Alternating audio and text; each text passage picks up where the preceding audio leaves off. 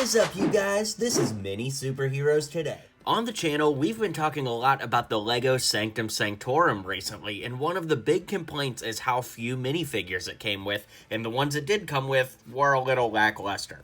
So in today's video, I'll be showing you a couple figures that I think could have definitely come in this set, and I'll be showing you how to make upgrades to every figure that comes in the set, so when you buy this, you know what parts you'll need to make the figures LEGO gave us look just a little bit better. So let's get into it, and don't forget to hit like and subscribe. So let's start off by upgrading the figures that LEGO did give us. In this case, the Multiverse of Madness Doctor Strange. Now, just like my Multiverse of Madness custom showcase, all I did to upgrade this figure was add the arms from the LEGO collectible minifigure series Sailor.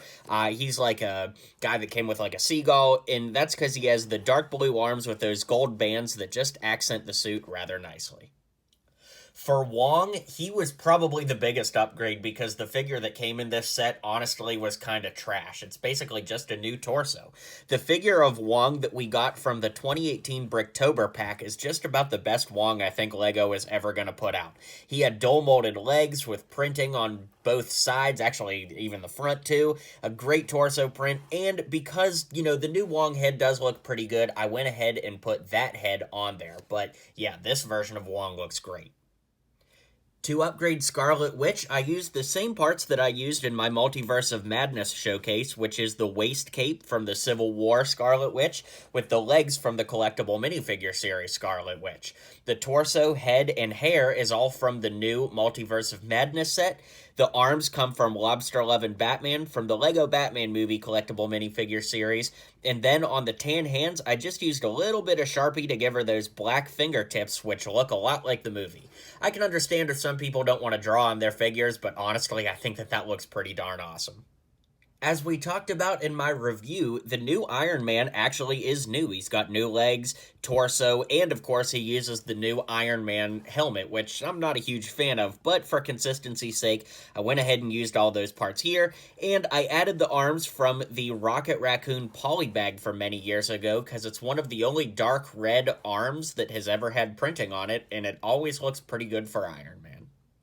Believe it or not, the only minifigure in this set that I didn't upgrade is Spider-Man, and that's because he was such a huge upgrade in and of himself. Now, an upgrade that I suppose we could have gotten is like maybe they could have given us Iron Spider instead of this version, or perhaps we could have got one of the suits from No Way Home, but we'll talk about that again in a minute. To upgrade Zombie Doctor Strange, I used all the same parts from the official minifigure, but I added the right leg and right arm from Zombie Captain America from the Marvel collectible minifigure series. Now, of course, the skin tones don't match up perfectly, but he's a zombie, so his skin tone is going to be all over the place anyways, and truth be told, in the movie, his skin isn't quite this gray anyways, so the figure that LEGO gave us is already kind of inaccurate, so, you know, I'm not really too concerned with the skin tones not matching up properly.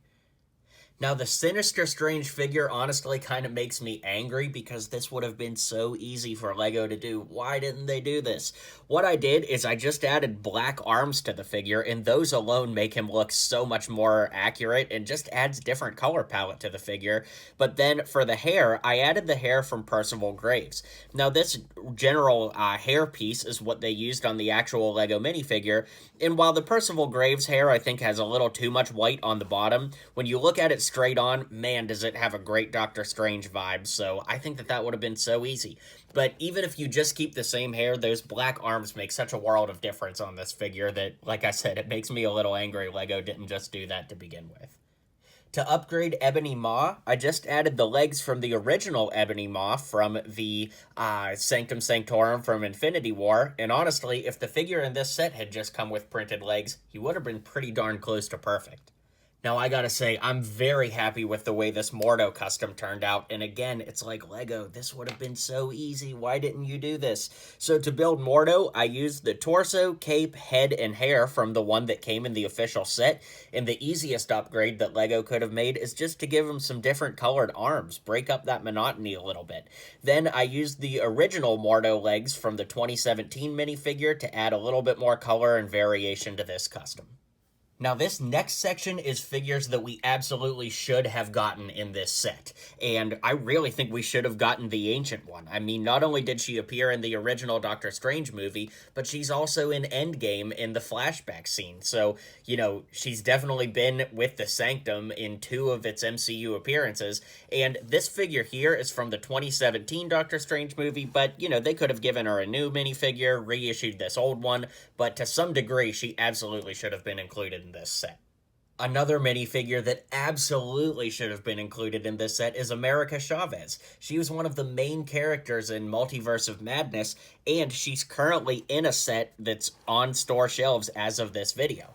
Now, a big complaint that, you know, LEGO puts out sometimes is like, well, they can only make certain figures that, you know, the parts exist, or there's only so much space in the warehouse to make new pieces, and I guess I understand that. Maybe I'll make a video talking about that more, but America Chavez is literally in sets right now, so I don't understand why she wasn't included in this set.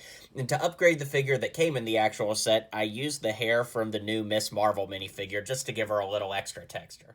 Another minifigure that we absolutely should have gotten in this set is Caecilius, mostly because I have no idea when LEGO would ever make him if not for this set, and this set didn't really come with any true villains. I mean, yes, it came with, you know, Scarlet Witch, but other than that, there's no real true bad guys in this set, so having somebody that all of the, you know, wizards and magicians could have fought against would have been really cool, and to build this custom, I used the Darkseid Anakin head from Star Wars. I used this piece from Pirates of the Caribbean with the ponytail. I can't remember the character's name that comes off of. I'm sure somebody will remember in the comments, but he's got tan hands, and the torso and legs come from Pong Krell from LEGO Star Wars The Clone Wars. So everybody we've talked about so far has been figure upgrades or figures we really should have gotten, but now I just want to talk about some figures we could have gotten, and that is Ned and MJ from No Way Home. This set actually really lacks any reference to No Way Home, and I think it would have been nice to include that, so of course adding Ned and MJ would be really nice. To build these 2 figures, Ned just has dark gray legs with the torso from Lego City to get that, you know, Letterman jacket look, with the head and hair from regular Ned and hands to match. For MJ, we used the MJ head and hands. I used this hair from Lego Friends, the torso from Joyce Byers, and some black legs to bring it all together. And finally, the last figures that I feel like we could have gotten are all the bad guys from No Way Home. Of course, they were kept in the undercroft of the Sanctum, so imagine if the back room of the Sanctum was like where all the villains were kept. They were all in the Sanctum at one point, so it would have made total sense to get all of them. And the only thing I can think is that maybe we're going to get a No Way Home set at the end of this year. There's still a $500 superheroes set that has not been identified, so maybe they're saving the No Way Home stuff to come in that set, and they didn't want to like put the same figures in 2 big sets at the same time, but I really think that this would have been a good opportunity to add these figures in if we didn't get them, and so that we can get to the end of the video, I'll just tell you guys to go watch my No Way Home custom showcase if you want to know how to build these, because that video was a lot of fun. It's one of the most viewed on my channel, and if you like this video, I'm sure you'll like that one. So let's zoom out and I'll give you my final thoughts. Well, thanks for hanging out, guys. Let me know what you think of this. Are there any characters that you think could have been added to the Sanctum that I didn't mention, or are there upgrades you could make to the ones we did get that I didn't mention either? In any case, drop a comment and let me know. Be sure to hit like and subscribe if you haven't already, and I'll see you guys on the next video. Well, you made it to the end of the video. Thanks for hanging out with me today, and don't forget to hit like and subscribe, and maybe check out one of my other videos listed here.